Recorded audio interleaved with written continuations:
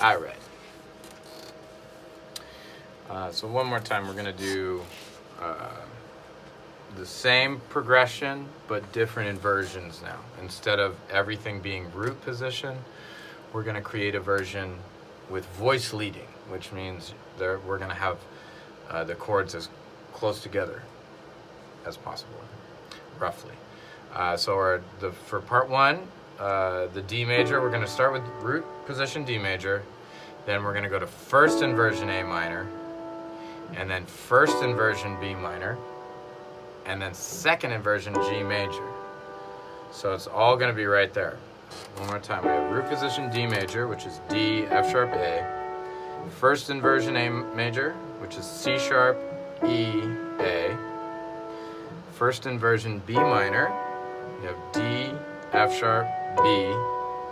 And then second inversion G major, D, G, B. So it's going to stay. And again, not one is not better than the other or more advanced than the other or anything like that.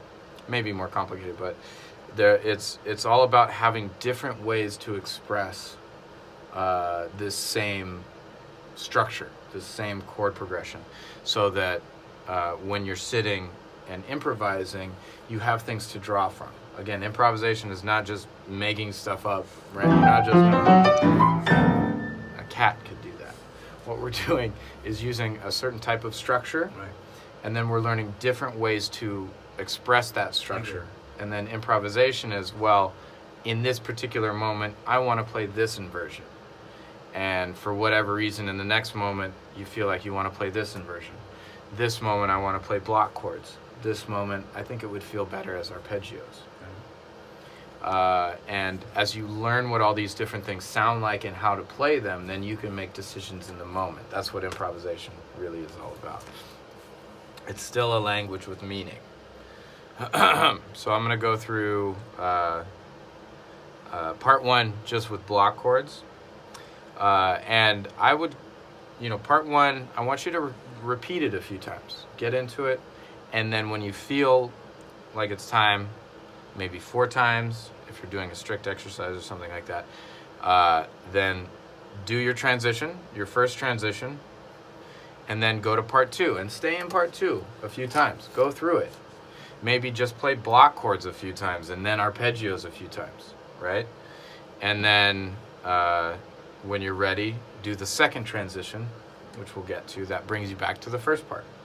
So it's not like you're not just reading down, right? Do part 1 4 times. Let's just say that. Part 1 4 times, then the transition just 1 time. Part 2 4 times, then transition 2 1 time, and then go back to part 1. Okay? So I'll show you what that looks like with the inversions. So this is part 1. We have, with our block chords, we have root position, and then A major, first inversion, and then B minor, first inversion, and then G major, first inversion. And let's do that again.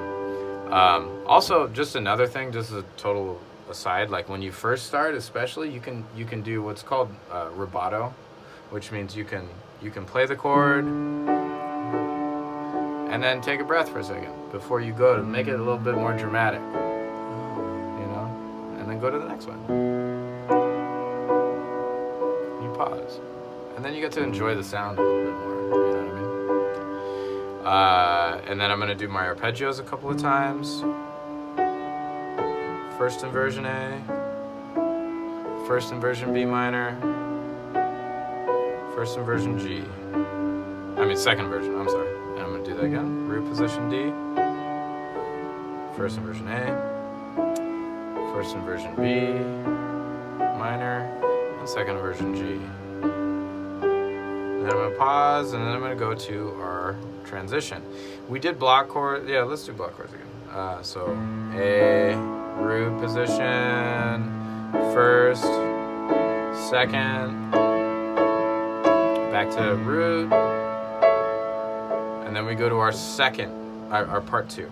So part 2, we're gonna do B minor root position, G major first inversion, then D major root position, A major, second inversion.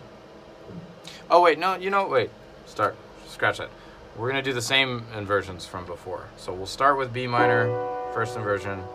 We'll go to G major, second inversion, D major root position, A major, first inversion. So they're same exact inversions from part one, but now they're in different order, right? So let's do that, and they're 2 times, it's twice as long. And let's not jump inversions, we're just gonna stick with one inversion this time. So we're gonna go, this is part 2, 2 times each, so we're going B minor, block chords first, B minor, first inversion, 2 times, then G major, second inversion, 2 times, then D major, root position, and then A major, first inversion. And let's do that again, just block chords. Enjoy it. G major, second inversion. D major, root position.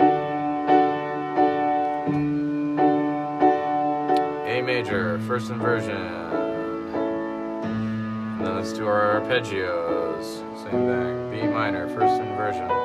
2 times. G major, 2 times. D major, 2 times. A major, 2 times. Let's do it again. B minor. G major.